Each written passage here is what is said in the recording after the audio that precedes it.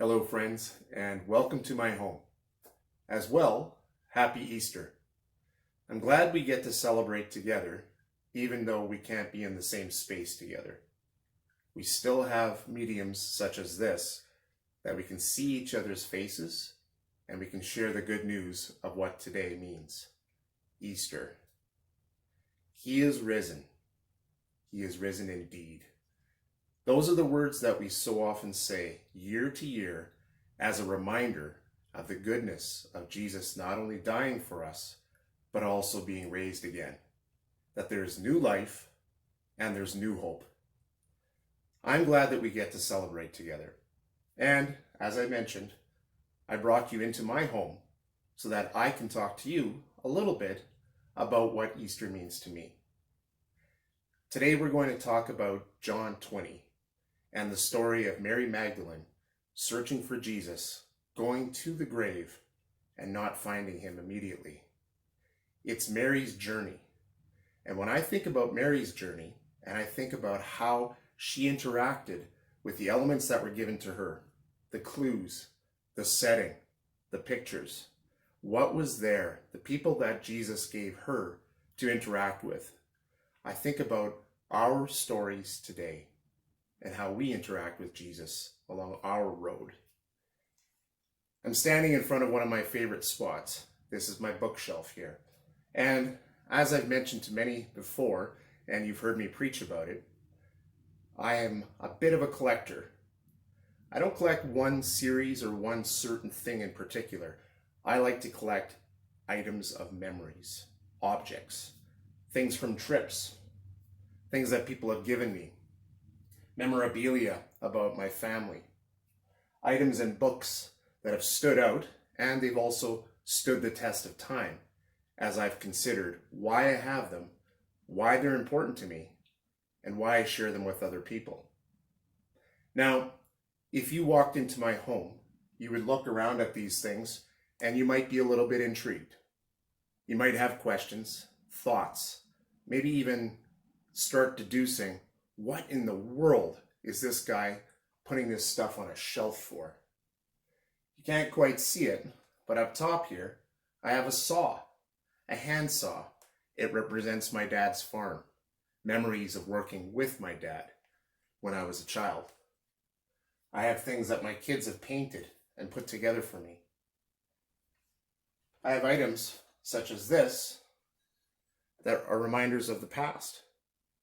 The interest into dinosaurs that my kids were so excited about for many, many years. So, on a road trip, I'd find items like that. They now decorate my home. Well, if you were just wandering through, would you get the picture of why I went on that trip or why that memory was important to me? I don't think you would. But you'd get an image, a hint. The substance of why that was important to me isn't revealed until I show it to you. I tell you about it. I explain it. And suddenly, this cluttered bookshelf becomes a mosaic. It becomes many items that I cherish that become more and more the story of Eric Friesen. They become the story of Eric's children. It becomes the story of why I find importance in certain things. You see, the Gospels in many ways portrayed that for the people that were living within the story of Jesus Christ as he worked his way towards the cross and ultimately to this Easter day. They were little items, things that they could hold on to that maybe they were taught about many years ago as children, but suddenly he was revealing them in a new way. All of those things were important. And when we look into John 20, we find a few different, what I'll call Easter eggs. Have you ever been on an Easter egg hunt? I'm sure you have. If you've had children, you know how important it is to find Easter eggs on Easter morning. Maybe you're not into that whole business. I am. I enjoy festivities. I like events that I can create memories with, as you can see. So Easter egg hunts are important. There's something about knowing that these items are hidden within the space, the context, the dwelling that is important to us. Home. There's something about this memory of friendship that the disciples had with Jesus that was important to them. And yet there was more to be revealed because their faith wasn't complete yet. So these Easter eggs mean something. When you search around the house and you watch your children with glee finding these things, even though they're going to eat them and go on a sugar high and just go a little crazy for a little while, it doesn't matter, because the excitement of the moment, the fact that they trusted you, that you would hide those things, the fact that there was an excitement wrapped up in the moment of us sharing together what it meant. It didn't hide the fact that Jesus rose that day. It wasn't like it belittled Jesus, but it was fun for us as a family. It's still fun for me today, let's face it. I'm a kid at heart. I like it. So here's the thing. We can look at Easter eggs and the Easter egg hunt from different angles and in different ways. If you've ever heard of Easter eggs in relation to movies, you'd know what I'm talking about. An Easter egg in a movie is an item, a situation, a prop that's put into place that will remind the viewer, if they catch it, if they find it, it'll tell them another story or link to another story or another character or another person. So it is actually an Easter egg hunt while you're watching the movie. That is a bit like my shelves here. And when we look at the Gospels, we find that kind of storytelling happening, that Jesus alludes to what's about to happen. Jesus tells very openly the stories of what is going to be revealed. His whole idea, his whole truth of rising again was something he told his best friends, but they didn't entirely get it until they needed to get it, which is when they saw it, when their faith could become substance. So sometimes we get that backwards. We want something that's tangible in our hands, just like the Easter egg hunt, that as we run around and we look for different things, we're looking for something that's hidden, but it's in plain sight. We want our eyes to see, our hands to feel, to know that this is real. But the story isn't complete yet. Just like this gift I received many years ago from Russia, there's always something hidden in plain sight. Thanks. So now that we've talked about the Easter egg hunt, and we talk about that whole idea of searching for something that's meaningful and is within our grasp, but it's hidden away in plain sight. So here we are, talking about Mary, talking about John 20, and that gospel account showing what it means to befriend Jesus, but then to take the next step and say, this is the one. He's the one I've been looking for. He's the one that has brought all this meaning to all the different practices, all of the hints, all of the stories, the parables, the miracles, everything up to this point points to Jesus being resurrected and giving new life. Mary needed to experience that for herself. Peter, and what we see in John 20 is the loved disciple who end up racing to the empty tomb, both needed to see this. There needed to be substance in order for their faith to be made real. Now, what we see in this account is interesting compared to the other accounts. When you look at John chapter 20, we realize that, first of all, the focus is almost squarely on Mary at this point.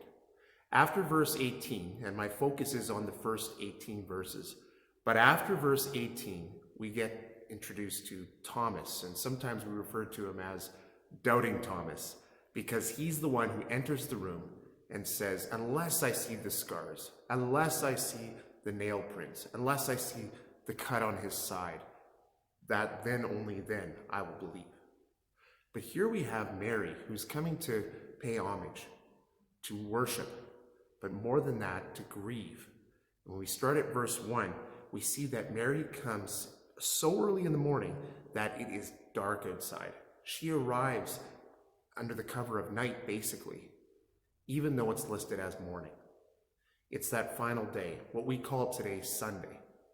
But here we are, the first Easter story. She arrives and she says, "Where is he? Where is he?" She sees the linens, she sees all these things, but the imagery that's implied is that it's darkness.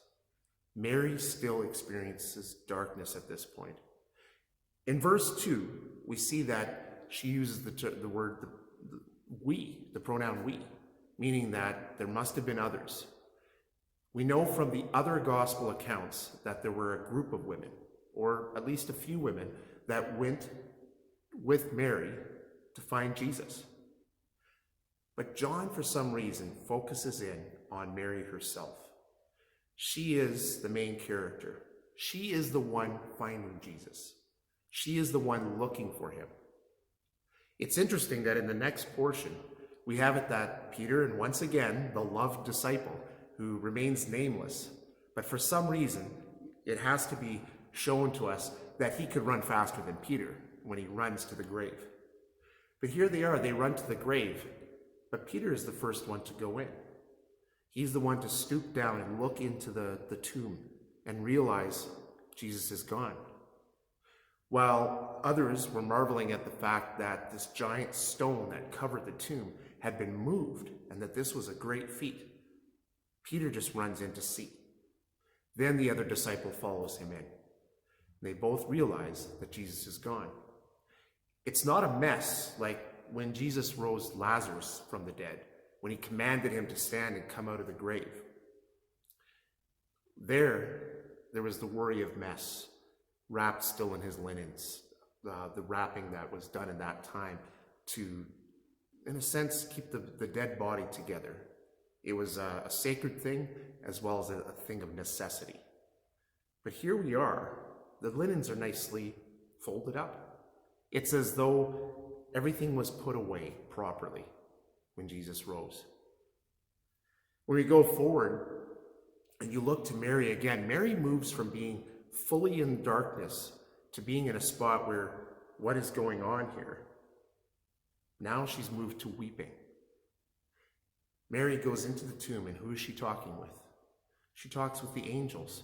Now, I ask you, when we talk about Easter eggs, especially when we talk about Easter eggs from a movie tradition, when we think of the story having little tidbits here and there, I want you to think back to every story you know of that involves angels confronting humans. Every time that a human comes to meet an angel, there's either a wrestling match, there's fear, there's a command, there's something about the angelic presence that strikes fear into humanity. And it gives us the impression that humans know there is glory, something as much bigger than them has arrived. But what does Mary do? Mary confronts them with the question. Mary states, "They have moved him. They have taken my Lord." She saw. She sees. This is a common motif. It's a storyline. There's a thread that goes through John 20. We talk about moving from darkness to light. Somehow, a little bit at a time, different things are being shown here. And what we see here is that Mary sees, but she's weeping. She weeps because there's no longer a body that she can mourn over. Her friend is gone. The one that lifted her up, the one that stood up for her, is missing. And here are these angels, and she speaks to them plainly. She doesn't drop down. She doesn't cry out. She doesn't scream. She doesn't run out of the tomb. She just states it. And she asks, "Where is he?" Because they ask her, "Why are you weeping?" Very interesting place to find ourselves here, because this so often is our story. For many people, the thought of Jesus, the life, the crucifixion, the resurrection, every aspect has its place. But for many, this is where the story stops. An historical figure, someone that maybe looked good on a page when we read about him. The stories look good. But from Mary's perspective, her story isn't over. There's the fullness of faith that comes from the next moment. Because her third instance of questioning, the next time that she gets to proclaim that Jesus has been taken, my Lord has been taken, and where have you taken him? Is to Jesus himself. Here we are in this next piece. Jesus is a gardener. At least that's what Mary thinks he is. Mary doesn't know who he is when he confronts her. She gets to see Jesus. Now remember, Peter and the disciple who was loved both saw the empty tomb. And where did they go? When we look back, they went home. He was hidden. Imagine if you knew this level of truth. If you had heard the proclamations of Jesus, if you had heard what he had said up to this point, and you followed him for 3 years, you walked with him, you made all kinds of statements about how much faith you would have in him as the Messiah, the one sent to save humanity. And yet here you are, seeing that the wrappings are just left. They didn't understand, is what John says. If you look at verse 9, they did not understand that he must rise from the dead. The story was over, just as I said for Mary, that it could have ended there, and for so many people it did. Can you imagine not believing that this was going to happen? I mean, let's be realistic here. If we're talking about substance, if we're talking about something that I can grab hold of and I can say, I own this understanding. I understand that there's this wood lectern in front of me. I understand that I have this paper Bible right here, and I can read it. I can see it with my own eyes. But to now believe, you see, that's the next step. That when they came to this point, it was easier for them to just believe that Jesus' body had been stolen, taken away. That's a big part of the reason why Mary asks again and again, where have they taken him? What have they done? What would you do with the body of the one who said he is the Messiah and died for it? The two choices are you believe and you say, well, the next step has to happen. He proclaimed it. It's been promised from the prophets in the Old Testament. This is the fullness of what we were hoping for. This is the next stage. This is it. Or you sit back and say, well, that was a good run. We made it 3 years and it didn't happen. He died. He died like a criminal. And we weren't even sure if we wanted to have our names attached to him. And there we are. So when Mary is approached by this gardener, there's the next stage of the story, the next part. It's like we're led up to this point, just chomping at the bit to say, come on, it's the next spot of belief. Know that this is Jesus. And of course, he tells her who he is. It's that beautiful moment where in her heart, she needed to see Jesus. And she wanted to believe. And he fulfilled that. He gave her that opportunity. He presented himself before her. He didn't scold her for not understanding that there had been Easter eggs all along the trail, that the stories were true, that what he said about himself were the honest truth, that this was coming into being, that this was going to happen. He just says, go and tell. She says, I have to go to my Father because that is what's supposed to happen. And I'm going to ascend. I'm going to be lifted. That's the continuation of that thought, that belief. He's descended to be a part of us here, and now he ascends. That's Easter. That's us being lifted. That's the truth of the one who came to be one with us so that he could show and he could do all that he needed to do to make salvation happen. This is him saving us. This is him creating that hope for the people that walked with him and for all humanity to follow, to know he is the one. He is the one. He was hidden in plain sight. And so here we have it, the next step. That later on, we're going to hear lots of stories, plenty of stories, as we go through the book of Acts, as we go into the epistles, as we go through all the different stories, we see that each one of these men and women became preachers. They proclaimed. They were fishermen. They were people that worked with cloth. They were people that worked on the street. They did tax collecting. They did all these different things. But now they were known as the ones who walked with Jesus. They knew and they fully attested to everything that he did. So it just makes sense that when Jesus says, and every time that we see Jesus throughout the Gospels, that when he's lifted, when he comes back to life and he comes back to his disciples, what does he say? Go and tell. Go and tell. So he tells Mary. Now that Mary has moved into a place of confidence, she's elated. She went from weeping to seeing the light. Her faith had substance.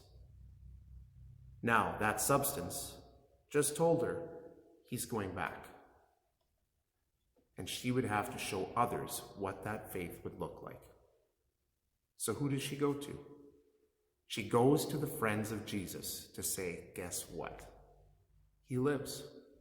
He lives. She told them exactly what he had said to her. If you look back to John 4, you might notice some similarities.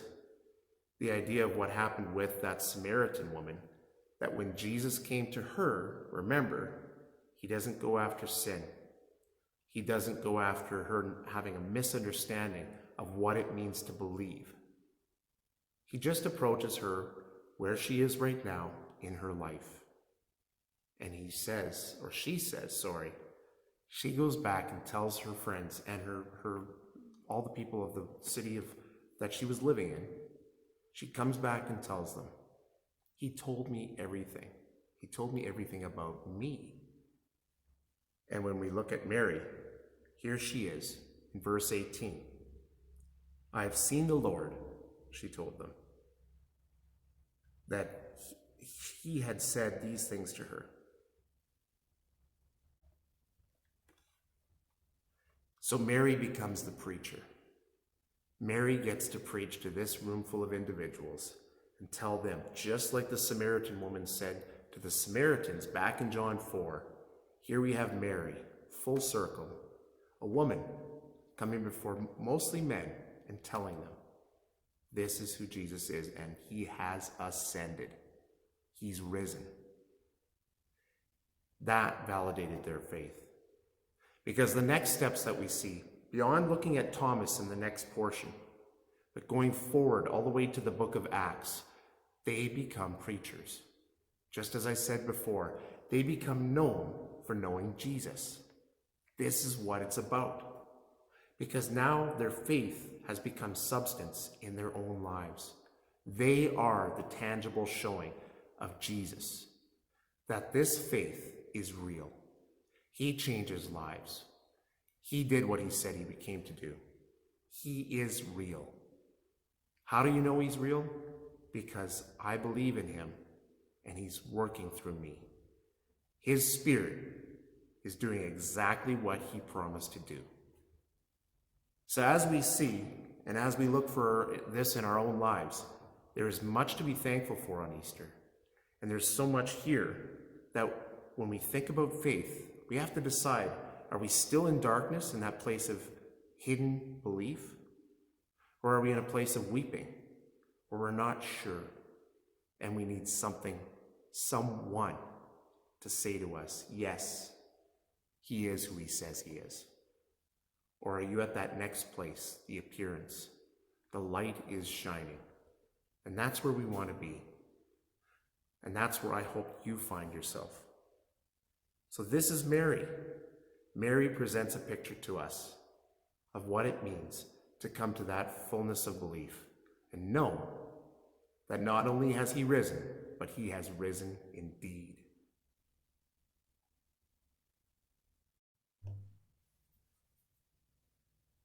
So there we have it. The story, Mary's journey from being in a place of bewilderment, knowing the truth of Jesus, but not truly believing it yet, to going to weeping, to lamenting, to grieving the fact that he left as a friend, as someone that she trusted and loved, but also knew that he is the Savior of the world. And moving from there to proclaiming, to telling people, to listening to Jesus's command for her to go and tell. And she brings that into action. She tells her friends first, but we don't even know how far she took that gospel, that good news. She found the Easter egg and she shared it. This Easter, I'm not as concerned about what you do with the day.